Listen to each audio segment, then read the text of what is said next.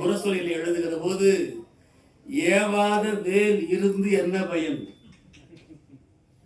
அந்த தா என்கிற எழுத்தை அடைப்பு குறிகளை போட்டிருப்பேன். ஈறுகட்ட எதிர்மறை பெயரச்சம் என்று இலக்கணத்தில் சொல்வார்கள். ஏவாத வேல் இருந்து என்ன பயன், கடகத்தில் ஏவா வேல் இல்லாமல் ஏது பயன் என்று எழுதியிருப்பேன். அதை படித்து விட்டு தலைவர் கலைஞர் அவர்கள் அண்ணன் சண்முகநாதனை என்னை அழைக்க சொல்லி கவிதை பித்தன் தலைவர் பேசுறாங்க, சண்முகநாதனை கொடுத்தாங்க.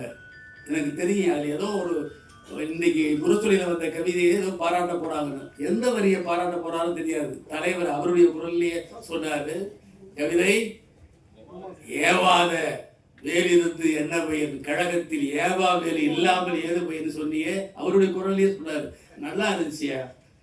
இந்த மாதிரி வாழ்த்துக்களை பெற்றதுதான் எங்கள் வாழ்க்கையில் நாங்கள் பெற்ற பெரும் பெரும் விருதுகள், பெரிய பெரிய பொறுப்பு என்பதை இந்த இடத்துல நான் நன்றி உணர்ச்சி தெரிவித்துக் கொள்கிறேன். மிக மிக பாசமானவர், அன்பானவர், எப்பொழுதும் என் மீது பிரியம் கொண்டவர். அவர் இந்த நூலை வாழ்த்தி கூறுவதிலே நான் பெருமகிழ்ச்சி அடைகிறேன். கவிதை என்று சொன்னால் இன்றைக்கு கவிச்சுடர் என்று எல்லோரும் உற்று நோக்குகிற மாமனிதர். நாங்கள் எத்தனையோ கவியரங்குகள் சென்றிருக்கிறோம். எழுத்துக்களால் எழுதுவார்கள், வரிகளால் எழுதுவார்கள், பக்கம் பக்கமாக எழுதுவார்கள். ஆனால் ஒரு புள்ளி வைத்து புள்ளியின் பொருளுக்கு கவிதை வாசிக்கிற ஒரு கவிஞர் உண்டு என்றால் அண்ணன் கவிச்சுடர் கவிதை மித்தந்தான் என்று பாராட்டுகிற அற்புத இலக்கிய இமயம் எங்கள் ஆறுயிர் அண்ணன் கவிச்சுடர் அவர்களே. யாராவது 4 பேரை வைத்துக் கொண்டு மரத்தடிக்கு கீழே கைதட்டி கொண்டு நின்றால் அவன் கைதட்டலுக்குரிய தலைவர் அல்ல, கீழ்ப்பாக்கத்திற்கு அழைத்து செல்ல வேண்டிய தலைவன். அப்படிதான் இன்றைக்கு பல தலைவர்கள் அலைந்து கொண்டிருக்கிறார்கள்.